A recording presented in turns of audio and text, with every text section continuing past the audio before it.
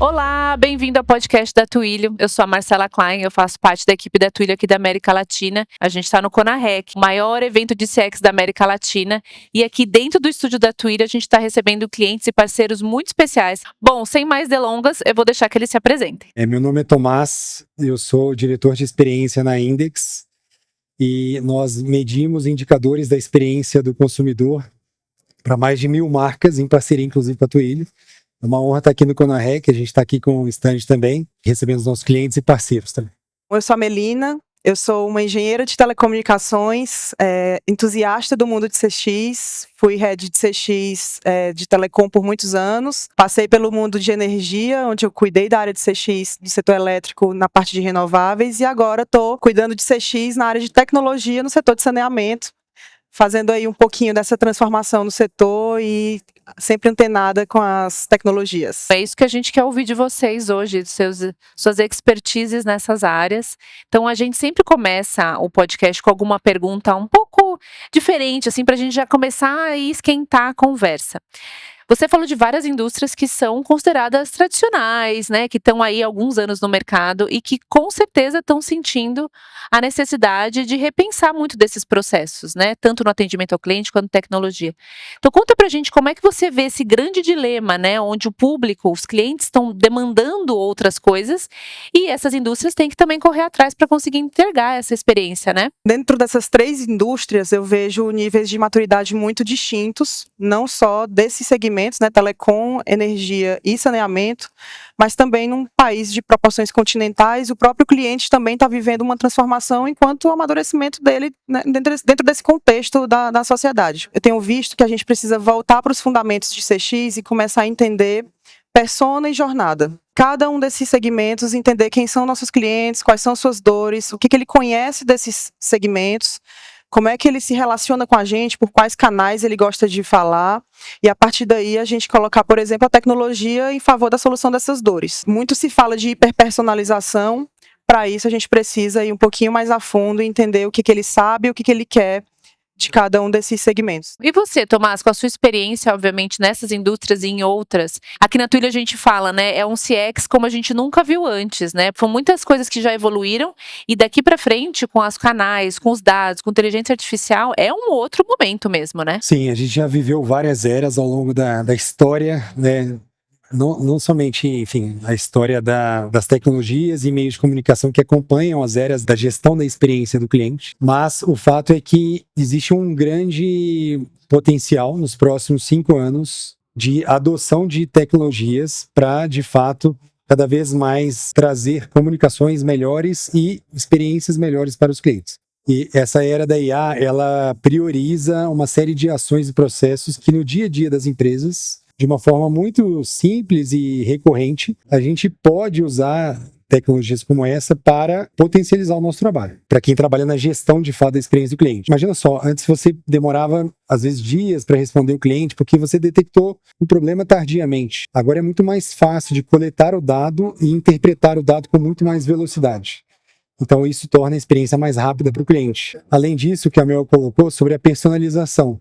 Antes, para interpretar um dado, um contexto de um cliente, às vezes você tinha 4 ou 5 variáveis, atributos de um cliente, para fazer uma clusterização, um agrupamento. Agora, dentro de uma IA, você coloca 100 dados e ele já consegue ter uma precisão na personalização com muito mais velocidade. A redução, e isso a gente fala há muitos anos, né, sobre o quanto a experiência tem que ser fluida. Quando o cliente percebe, olha, parece que tudo está girando ao meu redor, é o melhor cenário. Parece que você está no tapete vermelho e algumas empresas têm conseguido fazer isso. Mesmo num processo, às vezes, problemático, uma conta que vem errada, ou então como, por exemplo, uma troca de um produto, às vezes no varejo, isso dá para fazer de forma simples e fluida e rápida. Eu gosto sempre de trazer essa perspectiva de usuária, né? Porque dentro da Twilio a gente prega isso, eu acho que é uma boa prática, né?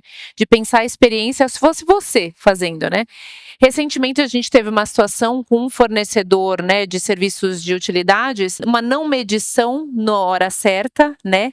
Uma conta que vem atrasada, uma conta que vem não não justificada, porque aquilo não é o nosso padrão. Existiu ali um erro de operação, alguma coisa saiu. Só que aí, o que a gente pede para o usuário, né? O que a empresa está deixando para o usuário? A responsabilidade de entrar em contato, de abrir uma reclamação, de se juntar com as pessoas que foram afetadas e abrir algum tipo de processo, etc. A gente sai daquele mundo, né? E a gente falou muito aqui também no nosso podcast, num mundo onde antes a empresa tinha um poder muito grande, porque era quase um monopólio de muitos lugares. E você não tinha o que fazer. Chegava uma conta na sua casa, você pagava. Agora a gente vive numa realidade onde as redes sociais estão à nossa disposição, o Reclama Aqui está à nossa disposição. É um trabalho para o consumidor final, mas ainda assim a gente se sente um pouco mais apto para entrar em contato, né, por diversos canais. Então, assim, nessa reflexão desse cliente que demanda muito, eu queria que você contasse um pouquinho a sua perspectiva dessa coisa desses canais, né, indo mais para o mundo mais prático mesmo, né, de canais, em que momento, né, como que vocês diversificam essa jornada, né, de cada tipo de cliente para cada necessidade dele? Eu estava ouvindo, pensei na sua pergunta, ouvindo aqui o que o Tomás estava comentando. Eu tenho buscado entender e aprofundar muito mais hoje o esforço, a medição do esforço, do que somente a experiência ali, um CSAT ou um NPS, porque através dos canais digitais a gente consegue ver o meu cliente que comumente se relaciona melhor com o WhatsApp, o cliente que comumente ele vai mais numa agência virtual. A gente sabe que naturalmente os clientes estão se digitalizando para qualquer que seja o serviço, não só para utilidades, telecom, água, qualquer coisa assim. Mas o quanto que esse cliente tem um esforço, por exemplo, de pedir uma segunda via de fatura no WhatsApp. Se eu já consigo entender que a Marcela todos os meses se relaciona com o WhatsApp para pedir uma segunda via de fatura, eu não quero mais só deixar o WhatsApp disponível para ela. Eu quero que a tecnologia trabalhe em favor da Marcela para que eu, de forma preventiva e proativa, entregue essa segunda via de fatura, questionando: você quer receber essa fatura no próximo mês sem que você peça? Eu vejo que você pede todo dia 3, seu vencimento é todo dia 10. Então, utilizar os canais, a informação que a gente consegue extrair dos canais digitais, entendendo um pouco da persona, entendendo um pouco do esforço que esse cliente tem, o comportamento dele, e fazer a tecnologia dentro do canal agir para reduzir, né, o atrito mesmo de algum canal que não esteja tão aderente, mas também que seja mais proativo para que ele não tenha nem mesmo o trabalho de demandar o Nossa, canal muito ali. bom, né? Porque a gente mede o daqui para o final, ou seja, fala como é que foi a sua experiência aqui. O que você está falando é que você está medindo a fricção antes desse engajamento. Exato. E o cliente que nem me procura para dar um feedback se foi bom, se foi ruim, eu tenho como saber como é que foi a experiência dele sem ele me procurar, quando eu olho o histórico dele de transações antes disso, né? Então, acho que a tecnologia nos ajuda muito e a IA tem que nos ajudar para isso, para entender comportamento, entender padrão, quem que se comunica normalmente para um aplicativo e de repente ele começou a procurar um canal de atendimento humano, o que aconteceu, algum gap que eu tenho no digital. Enfim, acho que ter a possibilidade de ter uma gama de canais digitais hoje disponíveis, uma rede social, como você comentou, tem que nos ajudar a ser mais preditivos, reduzindo o esforço. Eu acho que, para mim, acho que o indicador da vez agora é o CES. Hoje a gente dispara, né, entra em contato anualmente com mais de 250 milhões de consumidores em projetos mais de 35 países. O acesso ao canal, ele acaba sendo muito importante. Qualquer barreira, qualquer esforço realmente vai prejudicar posteriormente uma percepção.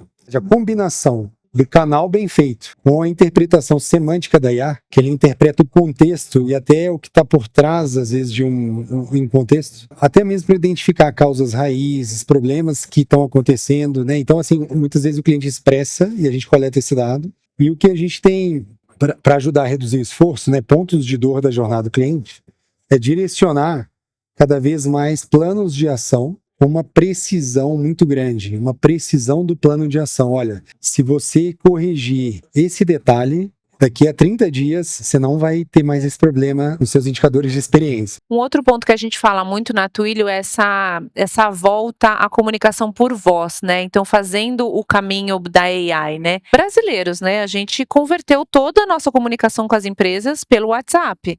No primórdio, ainda sem seu business, né? E depois como canal.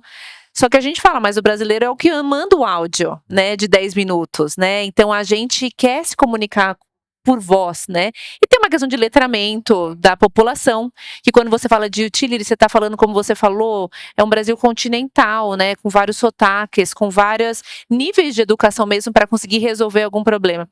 E a gente acredita muito nessa volta da voz, né, capacitada e embedada junto com uma inteligência, que pode fazer ali um primeiro tratamento, né, de uma primeira resposta, lendo, né, os sinais, lendo o conteúdo, interpretando, mas que faz essa transição para o humano quando é necessário, né? Então, assim, conta um pouco também, eu acho que a gente fica às vezes muito preso no canal e a gente perde um pouco dessa humanização por trás do atendimento, né? De um lado, a gente tinha pessoas que só interagiam com as empresas com um humano como uma interface. A gente foi para um mundo onde a interface não é humano, é só a tecnologia. Mas eu tenho a sensação que o meio do caminho, ele tem uma vantagem, né? Tem, é uma demanda real. Sim. O contato via voz dentro de um canal digital por texto é uma realidade já que a gente precisa dar muita atenção por conta do baixo letramento de muitas regiões do Brasil. Vejo aqui Norte e Nordeste, mas principalmente o Norte, tem clientes que eles usam o WhatsApp por voz, por exemplo. Então, ele não vai querer ligar no call center, ou talvez ele não tenha a habilidade para lidar com um ser humano, com uma URA, não entenda como lidar com aquela URA, mas no WhatsApp ele já está mais habituado. Porque o cliente que está se relacionando para aquele serviço no WhatsApp, ele se relaciona para outras coisas também. Aquele é o canal preferencial dele. Se ele precisa falar por aquele canal via voz e ali ser transferido para um atendimento humano, sem que ele perceba essa troca, é lá que a gente tem que estar. A gente tem que estar disponível para essa possibilidade. A gente vê um crescimento exponencial no canal Voz para coleta de feedbacks. É isso que eu te perguntar. A gente coleta atualmente voz, pode ser via WhatsApp, pode ser via e-mail também, tem um botão de gravar um áudio. E isso tem crescido bastante e é muito mais rico, né? O feedback ele é muito mais rico do que a pessoa mandar só um texto. Claro, tem pessoas que mandam textos bastante descritivos, mas o áudio é muito mais simples. Então, a gente tem estimulado esse canal como uma forma de captar mais dados qualitativos. E é legal que com a IA, né, enfim, a gente consegue fazer essa interpretação e entender qual que é o degradê ali dos sentimentos. Olha, tem hora que ele vai gravar um áudio falando até o tom de voz sobre um tema que gostou, um tema que não gostou. E se a gente fosse na escrita, isso acaba sendo muito cruel no ponto de vista de não trazer essa pluralidade de sentimentos numa mesma informação, no mesmo feedback. Isso eu acho fantástico, porque a riqueza de um trabalho de inner loop, de avaliar as notas de uma pesquisa, para mim está nos verbatins. Fica difícil a gente avaliar sem olhar o que o cliente está escrevendo ali no campo de observação, muitas vezes, e ter a possibilidade de abrir um espaço para o cliente falar. E isso ajudar o time a interpretar aquelas notas, nossa, E aí, essa interpretação, por exemplo, se eu sou um agente e eu tô com essa conversa e eu vou preencher um formulário de qual que foi a minha percepção, ela é enviesada. Porque o humano, às vezes, está prestando atenção em outra coisa, ou tem aquele tempo que ele realmente precisa terminar aquele atendimento, né? Exato. A gente tem o Voice Intelligence que faz essa leitura dessa voz e extrai esses insights e coloca tudo dentro do perfil do cliente. Porque aí você está sendo agnóstico, na verdade. Obviamente que é uma IA que foi treinada com seus padrões, com seus temas, mas você não está dependendo da sua percepção, né? Quantas vezes a mesma pessoa, assim, a mesma situação acontece e cada pessoa tem uma percepção diferente do que foi aquela conversa, aquela reunião, aquela discussão, né? Então, isso vem muito assim pra gente, como assim, tá, se você vai colocar num canal como voz, você precisa medir do mesmo jeito, porque se fosse numa mensageria, você estava medindo, né? Você estava lá com o histórico, né? Claro, e a IA pode em algum momento ter algum tipo de viés, mas é muito mais organizado esse viés. No sentido de evitar algum tipo de subjetividade. Dessa forma, a gente consegue estabelecer quais são os critérios positivos que a gente deveria monitorar, vamos dizer, a qualidade daquela interação, né?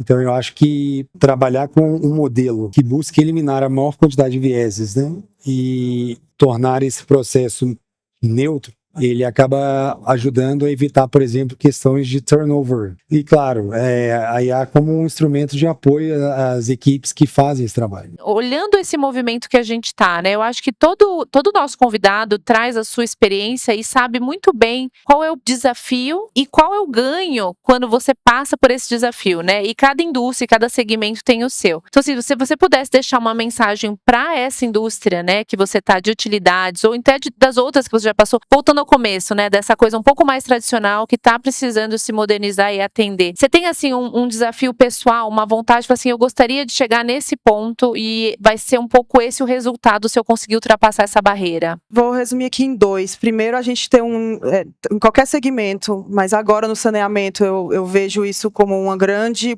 ponto de partida, é a gente ter um nível de maturidade de dados muito grande, dados de cliente, dados da jornada, dados da experiência dele de uma forma geral, para que a gente consiga pavimentar um caminho de personalização, de entregar a tecnologia certa para o cliente certo. E o segundo é aplicar o remédio certo para a dor correta. Isso eu só vou conseguir fazer com dados. Muitas vezes o que o cliente está querendo, o que o cliente está levantando a mão e pedindo é algo muito mais genuíno, simples. E eu acho que se a gente conseguir identificar corretamente, a gente vai mais longe. Antes a gente recebia dados, levava isso para uma mesa, demorava 1 ano para sair um planejamento estratégico, para saber como ia resolver os problemas no ano que vem. A gente está numa fase muito mais pragmática. Agora você implementa funcionalidades que resolvem o problema do cliente em 2 semanas, 3 semanas. Então o desenvolvimento também está mais rápido. Essa pressa que a gente também adquiriu por saber que a tecnologia agora consegue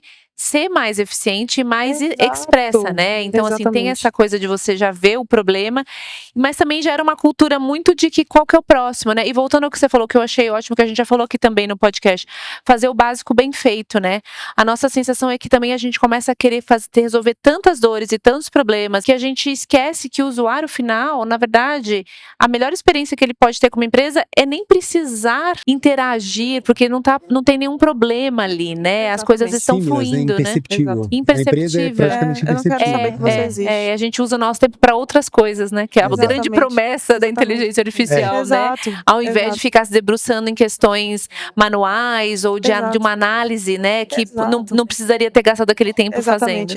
E no setor de utilities, eu quero ser essa pessoa que não dá trabalho para o cliente, para que ele possa usar o meu produto como habilitador para o negócio dele, ou para a vida dele, para a rotina dele. Ele não tem que se preocupar. Então, conhecer bem meu cliente, ser preditiva, ser proativa, menor esforço, é o básico bem feito.